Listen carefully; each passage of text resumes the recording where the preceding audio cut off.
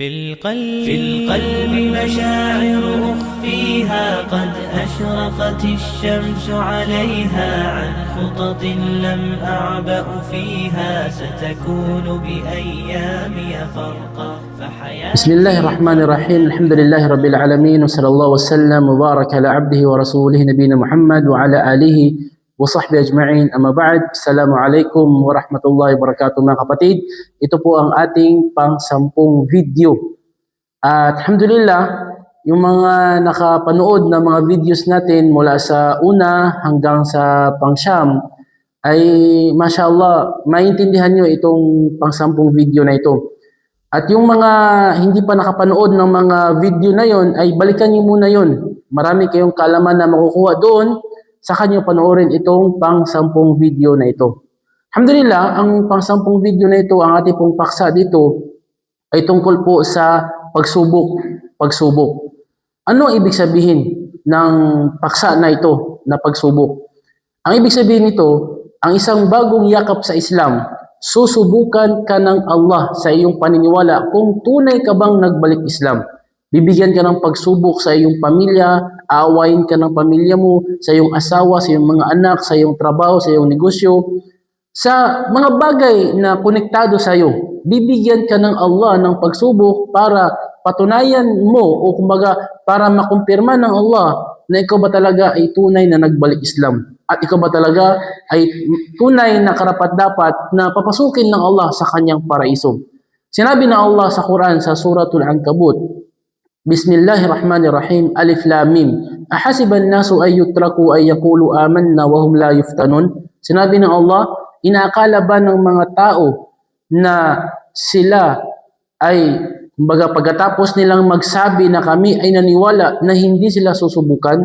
Walaqad fatanna alladhina min qablihim falaya'lamanna Allahu alladhina sadaqu wa la ya'lamanna al-kadhibin. Tunay na sinubukan namin ang mga nauna pa sa kanila.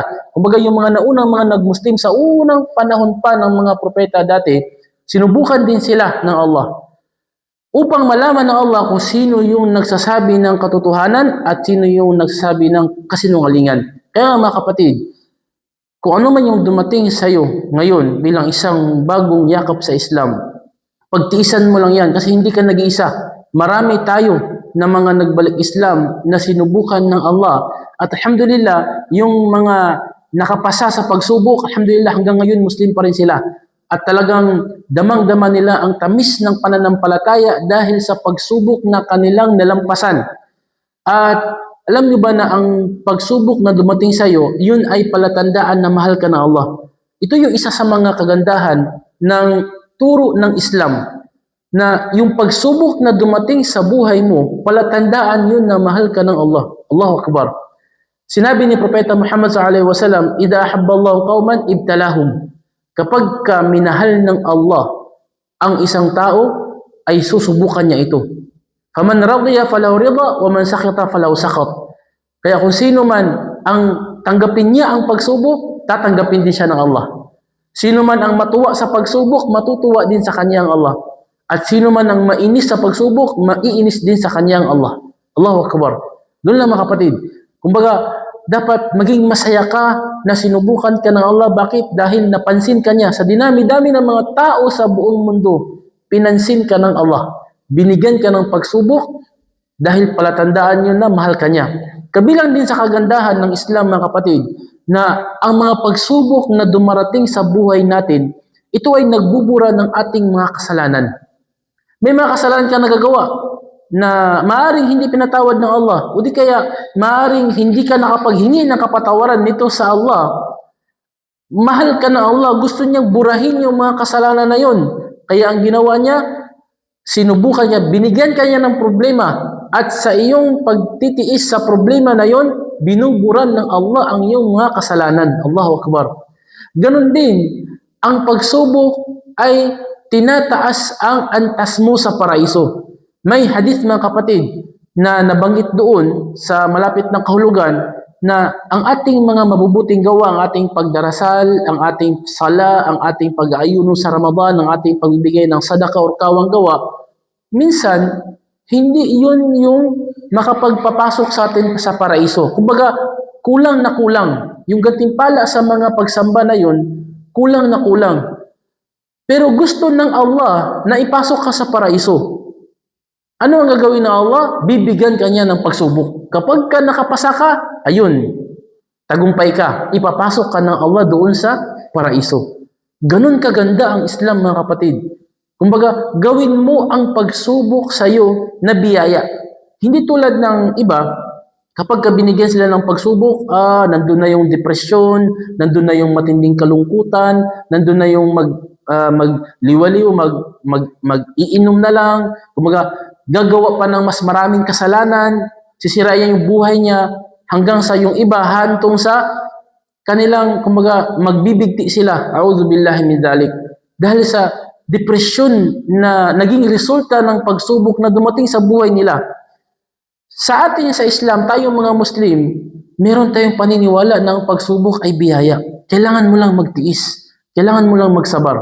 May mga pagkakataon din na ang pagsubok na dumating sa iyo ay maganda pala. Maganda pala yung kinalabasan. Kumbaga, hindi natin alam sa unang pagbagsak ng pagsubok na ito ay mabuti kasi masama yun. Kumbaga, masama para sa atin. Pero kalaunan, natuklasan natin na tama lang pala din na may pagsubok na ganun, may problema na ganun, dahil merong naidulot na magandang resulta. Merong kang nakuha na magandang pakinabang. Merong kabutihan na dumating sa iyo, na kung wala yung pagsubok na yon, hindi dumating sa iyo yung kabutihan na yon. Allahu Akbar. Maraming mga kapatid tayo, mga kapatid sa Islam, na nagtitestimony ng mga ganun, na may mga bagay na mga mabuti na dumating sa kanila, na kung hindi dahil sa pagsubok na dumating na kanilang naranasan, hindi darating yung kabutihan na yon. Pero mahal ka ng Allah. Binigyan ka ng pagsubok dahil gusto niyang makamit mo yung malaking gantimpala at malaking kabutihan, at ganun din, mabubura ang iyong mga kasalanan. Kaya payo namin sa inyo, mga kapatid, magtiis lang tayo. Kung ano yung dumating na pagsubok sa buhay mo, huwag mong ipagpalit ang iyong relihiyon. Nasa tama ka na, huwag ka nang umalis dyan. Nasa katotohanan ka na, huwag mo nang ipagpalit yan. Hanggang sa dumating sa iyo ang kamatayan. Maraming mga tao na naghahangad. Kumbaga, naghahanap pa sila ng ano yung tamang paniniwala, ano yung tamang buhay sa mundo, ano yung tamang reliyon. Ikaw, nandito ka na. Huwag ka nang umalis. Huwag mong gawin yung mga pagsubok na yan na dahilan para mas mahirapan ka pa, o di kaya ay bigyan ka ng matinding parusa sa araw ng paghukom. Gawin mo ang pagsubok na yan biyaya.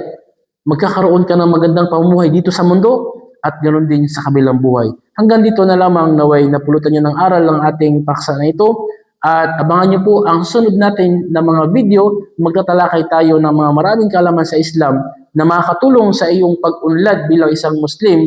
Wallahu ta'ala alam, wa sallallahu ala nabiyina Muhammad wa ala alihi wa sahbihi ajma'in, wa akhiru da'wana anil hamdulillahi rabbil alamin. Assalamu alaikum warahmatullahi wabarakatuh.